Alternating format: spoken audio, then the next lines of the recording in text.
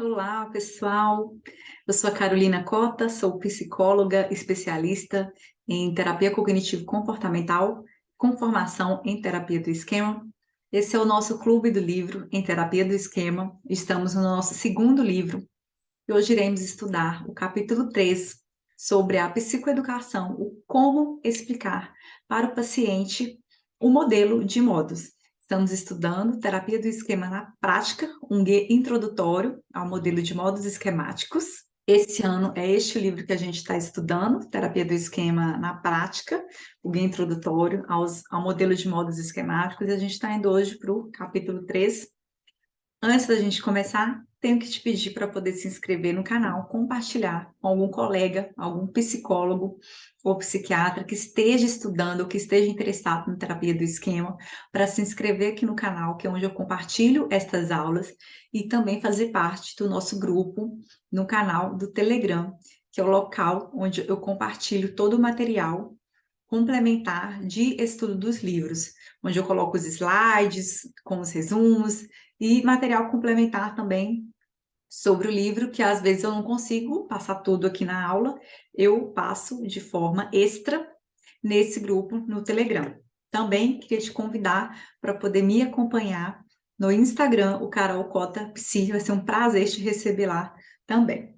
Então, sem conversa fiada, vamos começar o capítulo 3, que é curtinho, vai ser coisa rápida, e ele é muito, muito, muito importante. Dando início ao capítulo 3, Psicoeducando o modelo para o paciente. Bom, antes da gente já passar para a parte prática, eu queria colocar aqui algumas informações que são importantes. É que durante a primeira fase da terapia do esquema, o modelo de modos ele é amplamente discutido e compartilhado com o paciente. Então, da mesma forma que acontece na terapia do esquema individual, que a gente faz a psicoeducação dos esquemas, com o modelo e quando a gente vai trabalhar na linguagem dos modos, a gente faz a mesma coisa. A gente vai psicoeducar os nossos pacientes. Se você vem da terapia cognitivo-comportamental padrão, você não vai sentir dificuldade nessa etapa também, porque já é algo que a gente costuma fazer na terapia cognitivo-comportamental, que é explicar o próprio modelo da terapia de uma maneira mais simples para o paciente. Agora, se você vem de outra abordagem, pode ser que você ache um pouco diferente, que não é muito usual na sua abordagem, explicar esse modo de funcionamento. Mas é algo que a gente faz exaustivamente na terapia do esquema, em vários momentos, né? A gente não fica dando aula, mas a gente realmente explica para o paciente de maneira detalhada. E é exatamente o que a gente vai fazer neste momento aqui da terapia, que é essa psicoeducação do modelo para o paciente. E como é um capítulo mais curto, eu optei por trazer na íntegra um exemplo de caso que é discutido, onde é discutido o psicólogo, o terapeuta está discutindo com o paciente o modelo de modos para ele. Então, vamos ver como que é isso na prática e na íntegra aqui, como está no livro, tá? Bom, deixe-me... Então, este aqui é o exemplo de caso, o paciente eu dei o nome de Felipe, né? No livro está como Felipe, eu tentei colocar aqui mais próximo, né, da nossa língua. Então, vou simular aqui o terapeuta fazendo essa psicoeducação. Felipe, depois de nossas duas primeiras sessões, gostaria de discutir com você minhas ideias sobre você e os seus problemas. Na terapia do esquema, assumimos que todos os indivíduos possuem várias partes ou lados diferentes. Os problemas psicológicos são frequentemente associados a conflitos entre diferentes partes de si mesmo. É importante ter isso em mente para entender melhor seus problemas. Quando falo sobre diferentes partes, não quero insinuar que você é esquizofrênico ou que você sofre de um transtorno de múltiplas personalidades.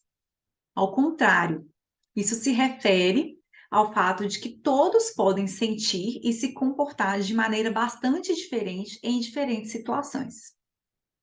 Em muitos problemas psicológicos individuais, uma parte da pessoa se sente muito fraca ou vulnerável.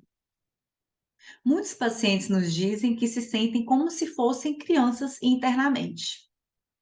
Muitas vezes chamamos isso de criança interior ou do seu pequeno eu, a sua pequena parte da pessoa. Penso que você também tem este lado. Esta é a parte de você que está particularmente presente quando você se sente ansioso e está emocionalmente relacionada à sua infância e adolescência, quando você sofreu bullying por parte do seu grupo de amigos. O que você acha dessa ideia? E aqui o terapeuta, ele vai esperar pelo feedback do paciente em alguns momentos. O que que acontece, gente? É importante a gente ter em mente que eu estou explicando para o paciente o modelo dele com base no seu modo de funcionamento após algumas sessões. Então, normalmente, após 3, 4, 5 sessões, vai variar também da experiência do terapeuta, você já consegue fazer uma psicoeducação baseada nos problemas que o paciente te trouxe e colocar nessa primeira versão do que seria esse funcionamento de modos. Você já devolve em cima dos problemas que ele te trouxe, relacionados a quais modos esses problemas estão. E eu começo a fazer a psicoeducação neste momento. É importante a gente pontuar aqui essa espera do feedback, porque você precisa ter um feedback aberto, que é esse retorno do paciente de maneira honesta também, sobre todos os aspectos que você colocou para ele, e ele vai ter que validar esse modelo. Então, você fez uma leitura, você fez um entendimento de como é o funcionamento do paciente, mas você precisa que o seu paciente valide este modelo. Então, é por isso que a todo momento eu estou checando com ele, eu estou perguntando para ele o que que você acha dessa ideia, como poderíamos chamar essa parte de você, e a gente vai ver outros exemplos aqui também de intervenção, mas sempre focando aqui no feedback, e eu vou entrar em mais detalhes, que é o que ele aborda aqui, dos pontos de atenção que a gente tem no momento de fazer a psicoeducação do modelo para o paciente. Então, voltando ao exemplo. Outra parte de você fica com muita raiva quando sente que foi tratado injustamente. Isso acontece com bastante facilidade, mesmo quando, de uma perspectiva externa, não aconteceu muita coisa. E aí você espera pelo feedback do paciente, né? Como poderíamos chamar esse seu lado? Talvez Felipe enfurecido? E o paciente, novamente, ele vai te falar se faz sentido ou não para ele essa palavra. Outra parte de você provavelmente surgiu como consequência direta do bullying dos seus colegas de classe. As pessoas que sofrem abuso ou bullying geralmente têm um lado de si mesmas que as desvaloriza e as considera inúteis ou ridículas. Você me diz que muitas vezes se sente extremamente feio, embora saiba, em um nível cognitivo, que está absolutamente bem. O que você acha dessa ideia de ter uma parte crítica interna e punitiva de si mesmo? Aqui a gente aproveita também para poder compartilhar o que seria o diagrama de modos. Inclusive, olha só, eu peguei esse exemplo no capítulo, se eu não me engano, foi o capítulo 2 para compartilhar com vocês, é exatamente o exemplo que ele retoma no capítulo 3. Eu estou fazendo a psicoeducação desse paciente, de como que ele funciona, e eu mostro isso no desenho para ele. Eu mostro, olha só, me parece, né, eu identifico esse modo parental punitivo, que é representado pela internalização dos seus colegas de sala. O seu modo criança vulnerável aparece com essa vergonha, com a ansiedade. O modo criança zangada, como que ele aparece. O modo hipercompensador e o modo protetor evitativo. Então, eu explico isso tanto falando para o paciente, quanto também fazendo um diagrama para ele conseguir visualizar isso de uma forma melhor. Então, quando você tem que conviver com o estresse emocional severo, que essas partes mais infantis ou punitivas despertam em você, você precisa de algum tipo de comportamento de enfrentamento. Uma maneira de lidar com emoções estressantes é suprimi-las. Tenho a impressão de que é isso que você faz quando mostra esse padrão de comportamento, que eu chamei de hipercompensação em nosso primeiro encontro. Então, aqui ele está mostrando, né, para que veio, qual que é a função, a finalidade desse modo hipercompensador. Você se lembra disto? Você consegue entender que essa hipercompensação pode ser uma estratégia de enfrentamento para lidar com a dor causada pelos modos criança e pai punitivo? Que ó, esse modo hipercompensador vem para lidar com a dor destes dois modos. Como poderíamos chamar essa parte sua do enfrentamento?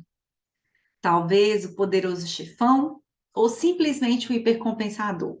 E aí você espera novamente pelo feedback do paciente.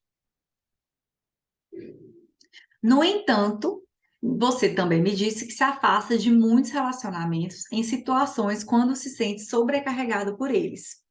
Chamaríamos isso de comportamento evitativo e deveríamos adicionar um modo de enfrentamento protetor evitativo ao nosso modelo de modo, que é este daqui, ó. É claro que você não consiste apenas em modos problemáticos. Há também uma parte saudável em você que o ajuda a viver de maneira saudável. E vamos chamar isso de modo adulto saudável. Eu faria o complemento aqui por minha conta, não é o que a gente tem no livro, mas eu colocaria aqui também no diagrama esses modos saudáveis, inclusive colocaria talvez começando por eles, tá?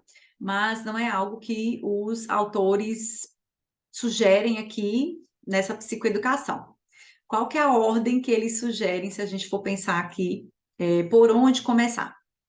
Eles sugerem que a gente introduza primeiro os modos criança vulnerável e os modos pais disfuncionais, seguidos pelos modos de enfrentamento e o modo adulto saudável. Foi exatamente o que a gente viu aqui nesse exemplo trazido pelos autores. Se as opiniões do paciente e do terapeuta diferirem no que diz respeito à compreensão dos modos, elas devem ser discutidas e esclarecidas. Era o que eu expliquei para vocês. Muitas vezes pode acontecer, né, do paciente ele estar em algum outro modo de enfrentamento que você ainda não identificou e ele pode não concordar. Mas pode ser também que ele não concorde porque o terapeuta viu algo que não faz sentido para ele. Então, a gente tem que ter muita paciência e a gente tem que corroborar com o paciente, tem que validar esse modelo com o paciente e discutir o que, que a gente percebe, o que, que é diferente ou não, antes de prosseguir com o plano de tratamento. Vou trazer algumas considerações aqui do livro, do capítulo, né, que eu considero importantes da gente não passar batido, tá? De acordo com as nossas experiências, os pacientes muitas vezes aceitam a ideia da criança vulnerável e dos modos pais disfuncionais com bastante facilidade. É mais difícil chegar a um acordo em relação aos modos de enfrentamento. Uma solução é concordar sobre quais modos que vocês discordam, né? Quais modos você está enxergando, mas que o paciente não enxerga, quais modos vocês concordam que estão ali presentes, e depois vocês retornam ao assunto numa outra fase no tratamento. Com relação aos modos parentais, é importante ter em mente que no início da terapia, os pacientes eles podem se sentir incapazes de identificar o histórico, a origem, né, de onde que vieram esses modos, principalmente se os pais foram pessoas mais difíceis na sua infância, se eles tiveram uma relação mais conturbada. E pode ser também que isso esteja relacionado a uma questão de lealdade. A gente sabe que os pacientes podem sentir culpa, né, de definirem os pais como a fonte dos seus problemas psicológicos. Então, é por isso que a gente tem muito cuidado toda vez que a gente vai trabalhar esse modus, para a gente poder especificar e delimitar que é o comportamento daquela pessoa, não é a pessoa, tá? Ao desenvolver o modelo de modos, é vital, é extremamente importante, reforçando aqui novamente, que o terapeuta peça repetidamente o feedback do paciente para evitar mal entendidos. Então, o feedback e a perspectiva do paciente sobre o modelo são vitais. O paciente ele precisa validar o modelo, tá? A gente quer que o paciente ele se envolva com o modelo de modo para que ele possa sentir claramente o significado pessoal daquilo de diferentes modos para si. Pedimos, então, aos pacientes que caracterizem cada modo de sua própria perspectiva e que expliquem mais sobre o seu desenvolvimento e os antecedentes ao terapeuta. A gente está sempre checando, então, e pedindo quando eu estou checando ali no feedback, como que é isso para você? Você acha que faz sentido? Muito provavelmente o paciente ele vai trazer, é verdade, eu me lembro que era assim, que eu me lembro de determinada cena. E é assim que a gente vai explorando tanto a origem quanto o desenvolvimento desses modos, tá? A gente não pode perder de vista esse feedback do paciente. Então, depois a gente discutir o modelo de modos com o paciente e criar essa perspectiva, ver como que é o funcionamento dele de maneira conjunta, as principais características de abordar o tratamento a partir deste modelo é que serão introduzidas. Isso inclui as informações, explicar para o paciente como que vai funcionar o tratamento. De maneira resumida aqui, o que que a gente vai fazer? Com os modos criança vulnerável, o objetivo vai ser acalmar e fortalecer, é o objetivo essencial da terapia. Quando o paciente estiver no modo criança zangada, ajudá-lo a expressar a sua raiva de maneira adequada. Quando estiver nos modos parentais punitivos, o principal objetivo é que eles sejam reduzidos na terapia para que a gente possa conseguir reduzir a influência desses modos também na vida do paciente. Os modos de enfrentamento disfuncionais, eles devem se tornar mais flexíveis durante o curso da terapia. E entra aqui o nosso grande objetivo também, além do objetivo de acalmar e fortalecer a criança vulnerável, é fortalecer, desenvolver, muitas vezes, o modo adulto saudável. Então, a terapia ela deve ajudar o paciente a aprender opções mais flexíveis em relação aos padrões de interação e fazer escolhas saudáveis. Bom, e para a gente poder encerrar, eu quero reforçar alguns pontos que eu já falei aqui, mas fazendo resumo, são pontos de atenção que a gente deve ter. O modelo, quando eu desenho esse modelo de modos, eu desenho então a partir de aproximadamente 5 sessões. Pode ser que você demore mais, né? Leve mais tempo. Não necessariamente que você está demorando, né? Mas pode ser que você leve mais tempo, pode ser que você consiga fazer isso de uma maneira mais rápida. Você dá uma ideia para ele de um modelo inicial e ele deve ser checado. Você deve pedir o feedback sempre do paciente para poder validar o modelo, tá? Este modelo ele vai sendo refinado ao longo da terapia, porque se trata de uma conceitualização, e a gente sabe, se não sabe, fica sabendo agora, que toda conceitualização é feita desde a primeira sessão até o término do tratamento. A gente está o tempo inteiro refinando e complementando a conceitualização com o modelo de modos não vai ser diferente. Pode ser que no início você só identifique alguns modos, como por exemplo, esse exemplo que a gente viu aqui, podem ter aqueles modos e de repente podem aparecer outros modos e você vai introduzindo tanto no modelo quanto explicando para o paciente, tá? Então tenha em mente isso, que nem sempre o primeiro modelo ele vai ficar rígido. Nossa, mas eu falei para o paciente que ele tinha esse modo e agora ele não tem mais. Calma lá, porque a gente sabe que os modos são estados emocionais atuais, eles vão variar. Então, inevitavelmente, esse modelo também vai variar. Ela não vai ser um modelo, um diagrama fechadinho, ele também vai ter variações de acordo com os momentos e as fases da vida que o paciente estiver passando, tá? Então, lembre-se sempre de pedir o feedback do paciente, levar em consideração também, muitas vezes, o terapeuta, ele realmente vê, está escancarado, ele levou para supervisão, ele e o supervisor validaram, olha, tem este modo, mas o paciente, ele não realmente não está conseguindo enxergar. Espera, tenha paciência, a gente não precisa ficar, né, ali, né, travando um duelo, não, você tem sim, o paciente falando, não, mas eu não vejo, não faz sentido. Tenha paciência, porque modos de enfrentamento são mais difíceis, né? Pensa você, é o modo que eu utilizo para lidar com as situações da minha vida. Eu utilizei, eu sobrevivi, eu cheguei aqui até hoje funcionando dessa forma. E você está virando para mim, está falando que este modo de funcionar não é saudável. Então, tenham essa paciência, se coloquem no lugar do paciente, que muitas vezes não vai ser muito fácil a gente trabalhar isso, e a gente tem que ter essa paciência, inclusive neste momento de psicoeducação, de não insistir. Se o paciente discordou, você fala, ok, tudo bem, a gente pode voltar nisso em um outro momento. tá? Então, esses são os pontos mais importantes que eu queria chamar a atenção aqui. Eu espero que vocês tenham gostado. A gente volta aí no mês que vem com o capítulo 4. Um beijo para vocês e até a próxima.